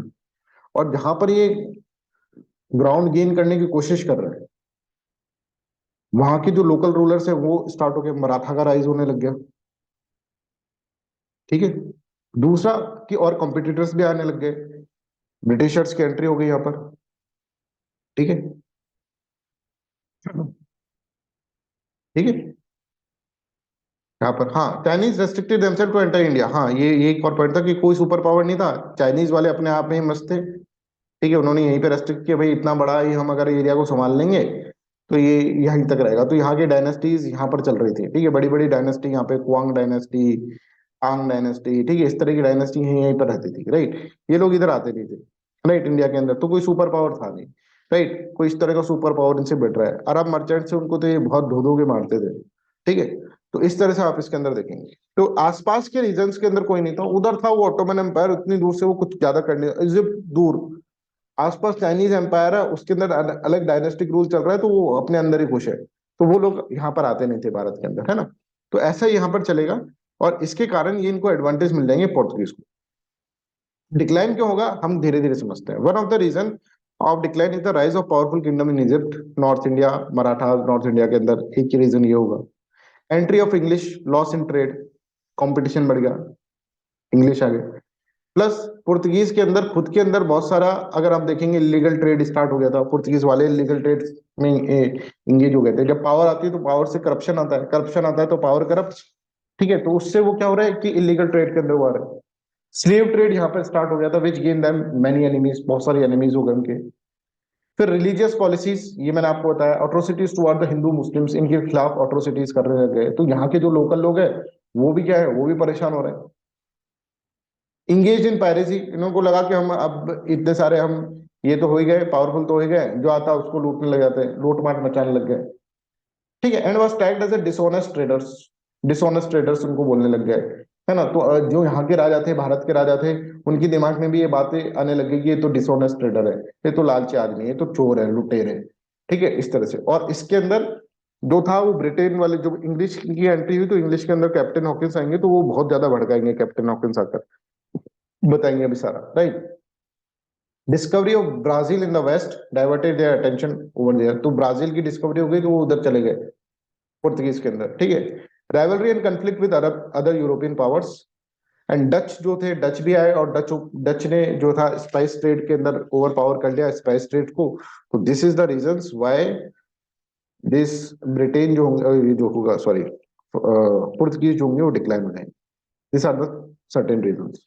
आई होप दिस इज क्लियर। तो कभी कभार ऐसा आ जाता है, which of the following is the reason for the decline of Portuguese, तो उसमें चार चीजें होंगी, तो उसमें ऐसे लिख रखा होगा discovery of Brazil in the west, तो फिर तुम्हारा दिमाग नहीं चलेगा, ठीक है, क्या अगर तुमने नहीं पढ़ा होगा। तो मैंने सारे के सारे यहाँ पर जो भी थे, एक रीजन ये भी था कि मर्चेंट्स जो थे ना, उनको ज्यादा ये भाव नहीं देते थे अपने मर्चेंट्स को, मर्चेंट्स को भाव नहीं देते, मतलब मर्चेंट्स ऐसे पावरफुल कॉम नहीं थी, यहाँ के जो रूलर थे वो पावरफुल थे, तो मर्चेंट आते थे तो रूलर उनसे बहुत सारा पैसा वैसा लेते थे, हटते थे, और वैसा एक इलीगल ट्रेड यहाँ पर स्टार्ट हो गया था, खुद के लोगों को ही ये लूट रहे थे। तो यहाँ के जो मर्चेंट थे, पुर्तगीज के मर्चेंट, ये they were not so much powerful कि दे कैन इफेक्ट और they can establish an access with what political leaders, इनके पॉलिटिकल लीडर से एक्सेस एस्टेब्लिश कर सके। तो that was also one of the reason कि यहाँ पे मर्चेंट्स इतना ज्यादा होने, तो इसलिए यहाँ पे ट्रेड ब्रेड इतना ज्यादा फ्लरिश नहीं हो पाया, बिकॉज मर्चेंट्स को दबा के रखा जाता था यहाँ पर, कहने की बात ये, ठीक है। तो यहाँ पर अभी अपन क्या करेंगे, पुर्तगीज वर्सेस इंग्लिश जो होगा, ठीक, वो भी अपन देखेंगे अभी आगे चलकर, है ना। पुर्तगीज और इंग्लिश के बीच में एक फाइट होगी, उसके बाद से पुर्तगीज जो होंगे उनका क्या होता है वो सब चीजें अपन देखेंगे। पहले हम समझते हैं कि अब जो नेक्स्ट कंट्री है पीडी, पुर्तगीज को यहीं तक अपन छोड़ रहे हैं अभी, इसके बाद वापस से रिज्यूम करेंगे जब ब्रिटेन वाले, इंग्लिश वाला जो पॉइंट पढ़ेंगे ना अपन, जब ब्रिटेन वाले आएंगे तो उसके साथ इनका बैटल्स होंगे, वो अपन इसके अंदर देखेंगे, ठीक है। अब हम समझ रहे हैं ये है डच, डच अगर हम देखें कौन सी European country, anybody in the class? Dutch, Netherlands. Netherlands, ठीक है। नेदरलैंड कंपनी कंट्री जो है वो डच है, राइट। अब नेदरलैंड के जो डच, डच मतलब नेदरलैंड वाले लोग, अब क्या हुआ नेदरलैंड में क्या चल रहा है ये समझ सकते हैं। साल सो 1602 1602 चल रहा है, ठीक है। यहाँ पे नेदरलैंड के जो पॉलिटिकल लीडर्स थे, जो भी उनके जनरल से स्टेट, मतलब जो भी उनके लीडर्स थे, पॉलिटिकल लीडर्स, उन्होंने डिसाइड करा कि हमारे यहाँ पर बहुत सारी कंपनीज हैं। जैसे वहां पर बहुत सारी कंपनी थी, ए बी, अडानी, अंबानी, टाटाज, बिरलास, इस तरह से बहुत सारी कंपनीज थी।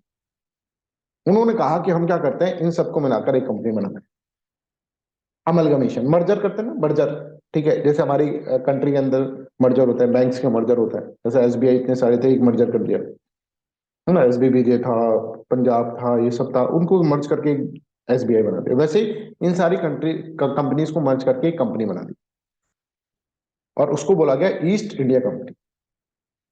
ईस्ट इंडिया कंपनी मतलब ईस्ट में जाकर तुमको अब ट्रेड करना है। इनको पावर दे दी कि भाई तुम जाओ और वहां पे अपना अपॉर्चुनिटी सीख करो।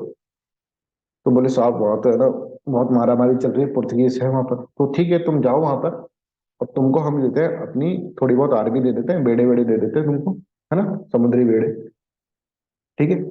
और तुमको एक पावर दे देते हैं, तुम वहां पे लड़ाई भी कर सकते हो, you can do the war. और तुम जाकर वहां पे ट्रीटीज भी कर सकते हो, ट्रीटीज साइन कर सकते हो, और वहां पे कैप्चर भी कर सकते हो, टेरिटरी को कैप्चर भी कर सकते हो। बोले सर ये ज्यादा पावर नहीं हो रही? बोले हाँ हम दे रहे हैं तुमको पावर,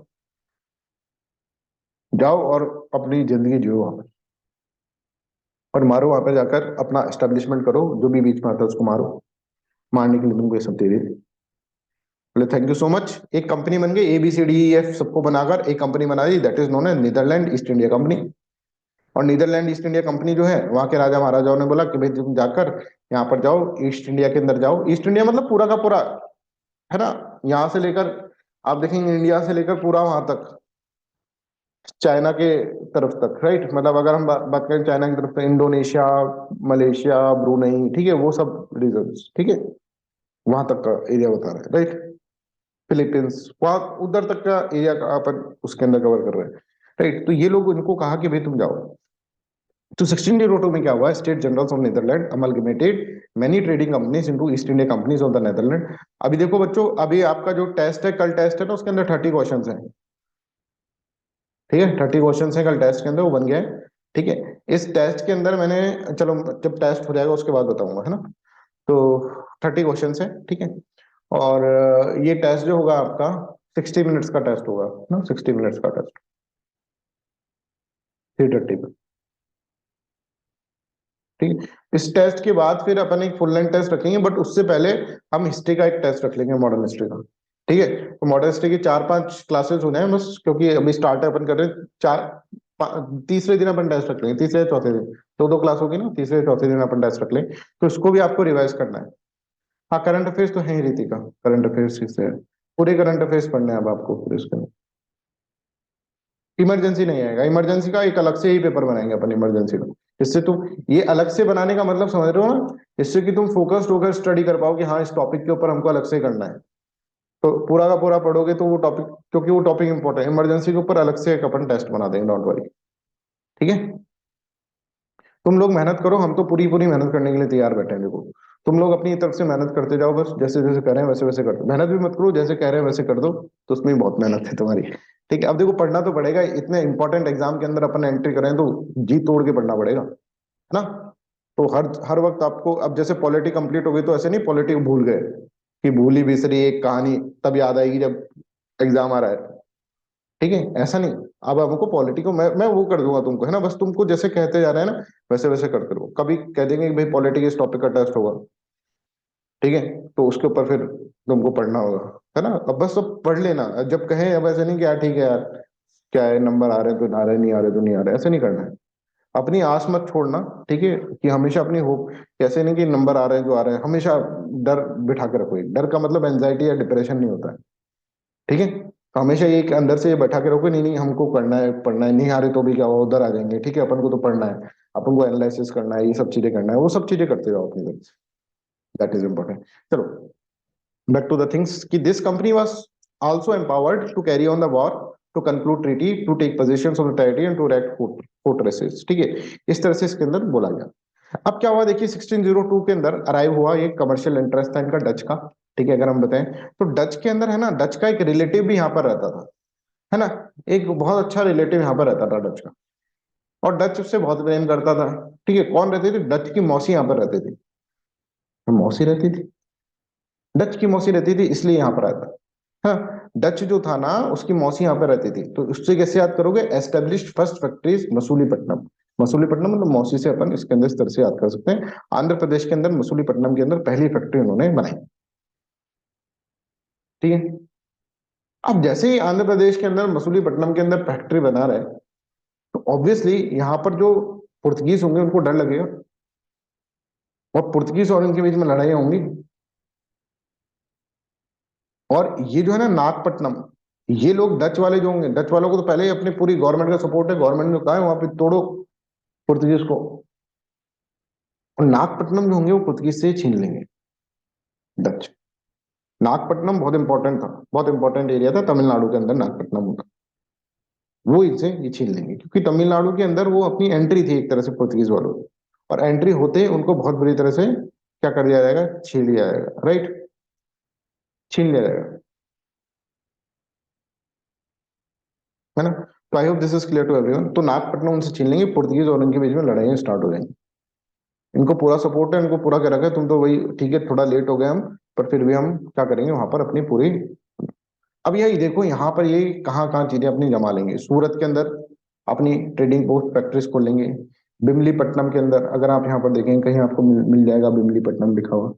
ठीक है ना, यहाँ ये सब इसके अंदर दे रखा है, राइट।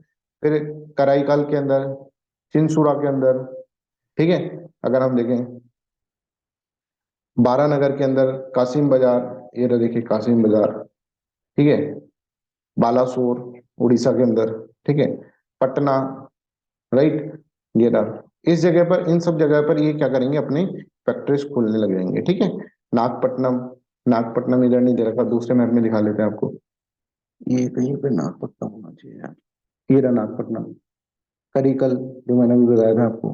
ठीक है, इस मैप में मिल जाएंगे, या तो इस क्लियर मैप नहीं है पर ठीक है इसके अंदर मिल जाएंगे, राइट। तो इस तरह से ये क्या करेंगे, यहाँ पर इस जगह पर जाकर अपनी अपनी फैक्ट्री खोल देंगे, बहुत सही एंट्री मारेंगे, और यहाँ पर इस जगह से अपनी फैक्ट्रीज यहाँ पर खोल देंगे। फैक्ट्री का मतलब क्या था, फैक्ट्री का मतलब मैंने आपको जैसे पहले भी समझाया था, फैक्ट्री का मतलब क्या था। फैक्ट्री का मतलब ये नहीं कि यहाँ पे आराम से फैक्ट्री खोल दी और यहाँ पे मैन्युफैक्चरिंग फैक्ट्री खोल रखी है, और यहाँ से सोना डाल रहे हो, यहाँ से आलू डाल रहे हो, यहाँ से सोना निकल रहा है, ऐसी वो वाली फैक्ट्री नहीं खोली ना। फैक्ट्री का मतलब वैसी फैक्ट्री नहीं है जो आज की फैक्ट्री, फैक्ट्री का मतलब एक ऐसी जगह जहां पर क्या करें, हम अपने सामान रख सके, गुड्स रख सके। ठीक है, क्योंकि भाई एक एक आया, जहाज आके यहाँ पे रुका, तो रुकने के बाद यहाँ पर सामान जो उतरेगा उसको कहीं प्रोटेक्शन होना चाहिए ना, तो वहां पे गुड्स रख सके अपनी, और गुड्स की किलेबंदी हम कर देंगे, इसको बोल देते हैं अपन फोर्टिफिकेशन, फोर्ट्स बनाना, फोर्टिफिकेशन, फैक्ट्री की किलेबंदी कर दी। तो फैक्ट्री जहां बनाई गई, ठीक है, फैक्ट्री और फोर्टिफिकेशन जहां करा गया, वहां पर गुड्स को रखा गया, है ना, कहीं से अपन को गुड्स को लेके, अब गुड के साथ साथ यहाँ पर बहुत सारे क्या होते थे, सामान भी आते थे, सामान मतलब असला बारूद, ये सब भी आते थे, और पोर्ट्स के ऊपर ये टिके रहते थे, है ना, गोलियां बंदूक बंदूक सब आते थे। तो यहाँ पर अगर हम देखेंगे तो यहाँ पर factory is the place where the goods were kept generally in the bank of the river और द शोर फोर्टिफाइड, शोर को फिर फोर्टिफिकेशन कर देते हैं इस तरह से। तो यहाँ पर, अब यहाँ पर आता है goods carried by them to Europe. ठीक है, यूरोप के अंदर कौन कौन से गुड्स यहाँ से लेकर जाते थे, एक तो यूरोप के अंदर है ना इंडिगो बहुत फेमस था, तो वहां पर जो नीदरलैंड वालों ने कह रखा था कि भाई लूट के लाना उधर से, मतलब वहां से बहुत सारा अच्छा ट्रेड करके लाना। कोई अगर बोलते थे साहब वहां पुर्तगीज पहले से एस्टेब्लिश है, बोलो मारो उसको, ठीक है, जाकर वहां पे फैक्ट्रीज एस्टेब्लिश करो, कोई तुमको रोके तो लड़ो आराम से, वहां पर कोई दिक्कत नहीं हमको। तो यमुनास वैली के अंदर से इंडिगो लेकर जाते थे, Indigo was very very important at that time, है ना, ब्रिटिशर्स। और ये जो थे, इन्होंने भी देखो इंडिगो के ऊपर बहुत सारे हमारे यहाँ पे आंदोलन भी हुए हैं, क्योंकि इंडिगो एक ऐसी ऐसी क्या है, ऐसी क्रॉप है जो कि ट्रॉपिक्स के अंदर ही उतरी है, ट्रॉपिकल एरिया के अंदर ही उगती है। और इंडिगो को अगर आप कपड़े में डाल दें, जैसे व्हाइट शर्ट के अंदर डालेंगे, तो it will give a royal colour, royal colour. और इंडिगो वाली शर्ट पहनना मतलब रॉयलिटी। तो वहां के नोबल्स जो है, वहां के सब जो राजा महाराजा है, वो सब नोबलिटी दिखाएंगे अपनी। तो वो उसके लिए उनको चाहिए नील, इंडिगो अपनी। ठीक है, और इंडिगो उगती है भारत के अंदर, और वो लेकर जाते थे वहां पर। तो इंडिगो जो होती, that is very very important. और आप देखेंगे ब्रिटेन के, जब तक सिंथेटिक डाई नहीं बनी, ठीक है, सिंथेटिक डाई बन गई फिर तो फिर इंडिगो खत्म, इंडिगो डायमेंशन खत्म। इंडिगो रिवॉल्यूशन भी पढ़ेंगे अपन अपनी इसके अंदर, हिस्ट्री किताब, हिस्ट्री के अंदर मॉडर्न हिस्ट्री में आगे चल के, तो उसमें चीजें पढ़ेंगे। तो हम यहाँ समझे indigo from the Yamuna valley, Yamuna valley के अंदर से इंडिगो लेकर गए। Textile and silk from the Bengal, Bengal के अंदर जो था बहुत ज्यादा डेवलपमेंट था टेक्सटाइल का, सिल्क का। ठीक है, यहाँ पे जो था ना मलमल, मलमल जो होता है ना मलमल, आपने सुना होगा रेशम का, जो है रेशम का कुछ है ना, मलमल का, ऐसा कुछ कुछ कहना है वो, है ना। तो बंगाल के अंदर जो मुस्लिम था cotton, that was very very important. और अभी भी उसके अंदर आप देखेंगे टेक्सटाइल के अंदर वियतनाम और Bengal play very very important role. Bangladesh, क्योंकि बांग्लादेश जब डिवीजन हुआ तो बांग्लादेश के अंदर जो सारी चीजें थी, बांग्लादेश के अंदर सारी इंडस्ट्रीज थी, वो बांग्लादेश के अंदर चली गई, बंगाल की जो सारी इंडस्ट्री थी। Bangladesh very very important the textile. ठीक है, उसको सबको समझाएंगे अपन जब हम आगे चलकर पढ़ेंगे। तो textile and silk from the Gujarat and Bengal, opium and rice from the Ganga valley, ये लेकर जाते थे यूरोप के अंदर, और यूरोप के अंदर इस तरह से यहाँ पर लेकर जाते थे। समझ में आ रहा है? तो यहाँ पर इस तरह से, अब यहाँ पर ये लोग आए ना, इसके साथ साथ फिर आप देखेंगे तो बहुत सारे लोग और आ जाएंगे, जैसे इंग्लिश भी आ जाएंगे, फिर थोड़े दिनों बाद इंग्लिश भी आ जाएंगे। और फिर अब इनका क्या होगा, अब भारत के अंदर मतलब एक समय ऐसा आएगा जहां पर तीन यूरोपियन कंट्रीज यहाँ पर आकर बैठी है, एक तो पुर्तगीज है, और एक डच है, और एक इंग्लिश है। ठीक है, एक समय ऐसा आ जाएगा। हाँ, तो ये लड़े ना उनसे, रितिका, लड़ रहे हैं ना, और क्या कर रहे हैं, पुर्तगीज से छीना भी तो नागपट्टनम छीना है। तो ये भी तो पावरफुल लोग हैं, ये भी लड़ रहे हैं उनसे, लड़ लड़ के हरा रहे हैं, जहां पर मौका मिल रहा है वहां पर एस्टेब्लिशमेंट कर रहे हैं। तो देखो पुर्तगीज, यहाँ पर अगर हम देखेंगे डच, और अगर हम देखेंगे इंग्लिश, ये तीन लोग जो होंगे ये यहाँ पर है। और इस समय पर ये तीन लोग यहाँ पर लड़ रहे हैं आपस में, जिससे कि वर्चस्व बनाए रहे। तो there will be very battles, there will be battle like Portuguese versus Dutch, there will be battles like Portuguese versus English, there were very battles like English versus Dutch. ऐसे बहुत सारे बैटल्स होंगे, समझ रहे हैं? और इन्हीं चीजों की तीन लोग जैसे ना हिस्ट्री के अंदर ऐसा होता है ना कि तीन लोग कहीं पर एक एक जगह पर कब्जा जमाने की कोशिश करते हैं, तो उसको बोलते हैं ट्राइपार्टाइट स्ट्रगल। ट्राइपार्टाइट स्ट्रगल कहाँ पढ़ा है आप लोगों ने? एनीबडी इन द क्लास सही पढ़ा है? हम सर एंशियंट में कन्नौज, कन्नौज के लिए लड़ रहे थे, कौन कौन लड़ रहे थे? राष्ट्रकूटास और प्रतिहारास, त्रिपुरा, प्रतिहारा, पालास, पालास। ये तीनों लड़ रहे थे। तीन लोग लड़ रहे हैं एक चीज के लिए, कन्नौज के लिए। इसीलिए इंडिया के अंदर वर्चस्व बनाने के लिए यहाँ पर तीन लोग लड़ रहे हैं। तो यहाँ पे भी इस टाइम पर इसको ट्राइपार्टाइट स्ट्रगल ऐसा है कि एक ये एक तरह से एक जनरल टर्म है, तीन लोग रह रहे हैं, तीन पार्टी लड़ रही है। ठीक है, किसी एक चीज के लिए कन्नौज के अंदर लड़ रहे थे। वो कन्नौज का बहुत सिग्निफिकेंस है, कन्नौज का जो ज्योग्राफिकल लोकेशन है वो बहुत अच्छा है, इसलिए वहां पर उसके अंदर लड़ते थे। है ऐसे बोला जाता था, हमने ऐसे याद करा था, जो जो कन्नौज में रहेगा वो मौज करेगा। ठीक है, तो कन्नौज बहुत इंपॉर्टेंट था, रीजन था उसका, चलो वो तो अलग बात है। यहाँ पर अगर हम देखें ट्राइपार्टाइट स्ट्रगल, यहाँ पर अपना ट्राइपार्टाइट स्ट्रगल चल रहा है, जहाँ पर अगर देखें पुर्तगीज वर्सेस डच चल रहा है, पुर्तगीज वर्सेस इंग्लिश चल रहा है, इंग्लिश वर्सेस डच चल रहा है। यहाँ आपस में लड़ रहे हैं, भिड़ रहे हैं, मर रहे हैं, कट रहे हैं। ठीक है, अब देखो, अब जो है ना डच, अब हम अपन डच पढ़ रहे हैं, तो डच का कैसे डिक्लाइन हुआ, क्योंकि डच जो है ना कन्फ्रंटेशन में आ जाएगा किससे, अगर हम देखेंगे इंग्लिश से, ब्रिटेन से। और ब्रिटेन वाले है ना बहुत मारते थे इनको। ठीक है, डच को बहुत मारते थे। अगर हम देखें ब्रिटेन जो होगा धीरे धीरे यहाँ पर पावरफुल बन जाएगा। ठीक है, ब्रिटेन धीरे धीरे पावरफुल बन जाएगा, पुर्तगीज को भी ब्रिटेन हरा देगा, और धीरे धीरे यहाँ पर जो मेन बैटल रह जाएगा वो डच वर्सेस ब्रिटेन रह जाएगा। राइट, भाई बताएंगे वो सब चीजें, है ना, जब ब्रिटेन पढ़ाएंगे तब वो चीज बताएंगे। तो डच वर्सेस ब्रिटेन होगा। ठीक है, और यहाँ पर अगर हम देखें डच का इंडिया के अंदर तो इंटरेस्ट था, पर इंडिया से ज्यादा इंटरेस्ट डच का उस वक्त था इंडोनेशिया के अंदर चल रहा था। इंडोनेशिया, इंडोनेशिया के अंदर वो बहुत अच्छा पावरफुल बनता जा रहा था। ठीक है, तो यहाँ पर इंडिया के अंदर इतना पावरफुल नहीं था डच जितना कि इंडोनेशिया में था, है ना, बिल्कुल ध्यान से सुनते रहना। अब इंडोनेशिया में भी ब्रिटेन भी था इंडोनेशिया के अंदर, तो ब्रिटेन स्ट्रगल कर रहा था इंडोनेशिया के अंदर और Dutch was powerful in the Indonesia. Dutch English Britain के खूब सारे जहाज उसके अंदर आया था और there are many Anglo Dutch war, 4 Anglo Dutch war हुए हैं, पर वो हमारे काम के नहीं है। ठीक है, तो यहाँ पर क्या है कि इंग्लिश जो है वो इंडोनेशिया के अंदर, तो यहाँ पर देखो यहाँ पर क्या है, तो 2 पावर सेंटर बन रहे हैं डच के। एक तो इंडिया, इंडिया के अंदर एस्टेब्लिश करना चाह रहा है। इंडिया में इतना स्ट्रांग नहीं है डच, थोड़ा सा वीक सा है, कमजोर सा। इंडिया में स्ट्रांग बन गया है कौन? ब्रिटेन। अभी जब ब्रिटेन पढ़ेंगे तब हम समझेंगे, है ना। ब्रिटेन वर्सेस पोर्चुगीज अपन तब पढ़ेंगे, राइट। तो ये स्ट्रांग बन गया है, ये भाई अपना स्ट्रांग बन गया है चश्मा लगा के, है ना। अब इंडिया के अंदर तो ये स्ट्रांग बन गया है, जबकि इंडोनेशिया के अंदर अगर हम देखें, इंडोनेशिया के अंदर चश्मा लगा रखा है डच ने। इंडोनेशिया में ये डच है, ये डच है, और यहाँ पे इंग्लिश ऐसा है, पिद्दा था। तो यहाँ तो खूब मारते थे इनको डच वाले, इंग्लिश को खूब मार रहे हैं, पर यहाँ पर इंग्लिश वाले इनको पीटते थे। कभी कभार होता था यहाँ पे लड़ाई होती थी और यहाँ वाले पिल जाते थे डच वाले, समझ में आ रहा? तो यहाँ तो नहीं मार पाते, तो यहाँ मार देते थे। तो ऐसे इंडिया और इंडोनेशिया और खूब डच ने इनके खूब सारे कैप्चर करे इंडोनेशिया के सी, और बहुत सारे इनके जहाज डूबे, और फिर इसके अंदर बीच में वॉर होते रहेंगे, ये सब चलता रहे। ठीक है, I hope this is clear to everyone, यहाँ तक सबको क्लियर है। हमें जो पढ़ना है ना, वो पढ़ना है बैटल ऑफ हुगली। अब बैटल ऑफ हुगली पढ़ने से पहले हमें एक चीज समझ में आनी चाहिए। बैटल ऑफ हुगली से पहले, बैटल ऑफ हुगली का टाइम पीरियड अगर हम देखें 1759। हुगली कहां पर है? Hooghly, anybody in the class? Calcutta. West Bengal. ठीक है, और यहाँ अगर हम देखें 1759 का बैटल है ये।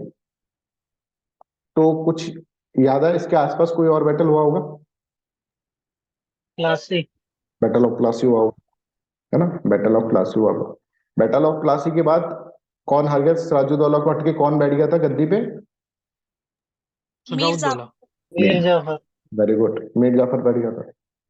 अब मीर जाफर यहाँ पे गद्दी पे बैठते ही उसको पता चल गया कि भैया हमारा वर्चस्व बहुत कम है, ठीक है, और हम एक कठपुतली की तरह है, और हमारे अंदर कोई राजा की फीलिंग नहीं आ रही, इससे बढ़िया तो हम सेनापति थे। समझ में आ रहा है? आपको याद है मीर जाफर को हटा के फिर मीर कासिम को बिठाया था। फिर मैंने कहा था कि मैं तुमको आगे मॉडर्न हिस्ट्री के अंदर अच्छे से बताऊंगा ये चीज। अब मीर जाफर का हटाने का एक रीजन ये था कि मीर जाफर ने बगावत कर दी थी ब्रिटिश के खिलाफ। वो क्या बगावत करी थी? उन्होंने क्या करा, उन्होंने डच से बात करी फोन पे। हेलो, कौन डच वाले बोल रहे हो? बोले हाँ। बोले मैं मीर जाफर बोल रहा हूँ। बोले अरे बंगाल के नवाब? बोले हाँ। अरे काहे के नवाब, तुम तो इंग्लिश के गुलाम हो, डच वालों ने बोला। उसको बात थोड़ी सी लग गई, उसने कहा यार तुम बात ठीक करो, देखो कड़वी बात है पर ठीक बात है। तुम्हारा क्या सीन है, तुम पिट रहे हो बुरी तरह इंडिया के अंदर। बोले हाँ यार बात तो तुम्हारी भी ठीक है। दोनों की किस्मत खराब है, मीर जाफर डच कहेंगे। समझ में आ रहा है? तो दोनों की किस्मत खराब है भाई। तुमने भी तो कुछ कुछ बड़ा कारनामा कर नहीं दिया, और तुमने भी, तुम तो ऐसे, ये दोनों जब दो दुखियारे होते हैं तो दोनों मिल जाएंगे। ठीक है, तो मीर जाफर जो होंगे ना, बंगाल के नवाब, वो इनवाइट करेंगे डच के लोगों को, डच ईस्ट इंडिया कंपनी को, कि आओ मिलकर लड़ते हैं, आओ मिलकर लड़ते हैं, किससे? ब्रिटिश से। और उस वक्त है ना 7 ईयर बैटल चल रहा है। 7 ईयर एक फ्रांस के साथ भी हुआ था, इनके साथ भी 7 साल का बैटल हुआ था, डच वर्सेस, ये यूरोप के अंदर चल रहा था इंग्लिश का। पर अभी शांति वार्ता चल रही थी उसके अंदर, पीस मूवमेंट, पीस चला हुआ था। कोई इनका ऐसा कोई लड़ाई नहीं चल रही थी, मतलब बड़ी लड़ाई। वो जो था वो शांत हो गया था वो बैटल, वैसे बड़ी लड़ाई नहीं चल रही थी। पर इनको लगेगा यार मीर जाफर का साथ आ गया, और क्या चाहिए हमको बंगाल के अंदर। चलो हम क्या करते हैं, ये आगे से एग्रेसर की तरह भूमिका निभाएंगे डच वाले, और they will attack on Britishers इन हुगली। हुगली के अंदर ये अटैक कर देंगे। इनको पता नहीं रॉबर्ट क्लाइव बैठे हैं वहां पर, राइट। तो अब यहाँ पर देखो क्या होगा कि आप देखेंगे कमर्शियल इंटरेस्ट इंडिया और इंडोनेशिया के अंदर था, डच का और इंग्लिश का दोनों का, तो इसके बीच में लड़ाई होती रहती थी। Dutch captured regions in Indonesia killing several English men, तो डच जो इंडोनेशिया में थे वो बहुत पावरफुल थे, राइट। अब यहाँ पे देखिए force of Dutch East India company which has been invited by Nawab of Bengal Mir Jafar to help him expel the British and establish themselves as leading commercial companies in the Bengal कि तुम आ जाओ। इन्होंने बोला हमको क्या फायदा, बोले बोले पूरे बंगाल के अंदर तुम्हारा राज चलेगा, तुम टेंशन मत चलो करो, मेरे को एक बार राजा की फीलिंग ला दो बस तुम। ये लोग ला ही नहीं रहे हैं, ये लोग मेरे को एक तरह से कठपुतली की तरह करते हैं, मुझे अच्छा लगता नहीं। Despite Britain and Dutch not formally being at war, कोई वार पे नहीं थे, Dutch advance up to the Hooghly river, Dutch hero बन गया और उसने सोचा हुगली रिवर के अंदर चलते हैं, और हुगली रिवर के अंदर बहुत मार खाई इसने, डच ने तो मार खाई, और उनका मीर जाफर भाई तू तू कहाँ हीरो बन रहा है, अब है इसको हटाओ, मीर कासिम को उठाओ। वहां पे मीर कासिम को उठाया और बैटल ऑफ हुगली के अंदर यहाँ पर डच को बहुत मार पड़ी, और डच बोलेगा भैया गलती हो गई, जबान टूट गई मेरी, ठीक है गलती हो गई, battle of Hooghly deal crushing blow to the Dutch ambition in India, कि भाई मेरे को भारत के अंदर रहना ही नहीं, मैं तो अपना इंडोनेशिया मेरा मस्त था, ठीक है, मैं यहाँ पर ट्रेड करने आया था, तुम तो यार लड़ाई वड़ाई में फंस गए। मीर जाफर भाई क्या यार तूने पिटवा दिया बुरी तरह। मीर जाफर बोल रहा है यार मैं तो खुद गद्दी से उतर गया। बोले यार तू, मैं मेरे को लगा तू पावरफुल आदमी होगा, तू तो पिटवा दिया बुरी तरह से। सुन में आ रही? तो यहाँ पर देखिए, यहाँ पर एक हुआ कि मैं तो ट्रेड करने आया था, ये डच रो रहा है, माथा फोड़ रहा है अपना, अरे भाई मैं कहाँ फंस गया, भैया बचा लो मेरे को तो। फिर ये क्या करेंगे, ये ब्रिटेन वालों के पास जाएंगे, अब ब्रिटेन की तरफ से ही आएंगे। ये कौन है बताएंगे, anybody in the class, anybody in the class, ये कौन है? हाँ देखे देखा सा है,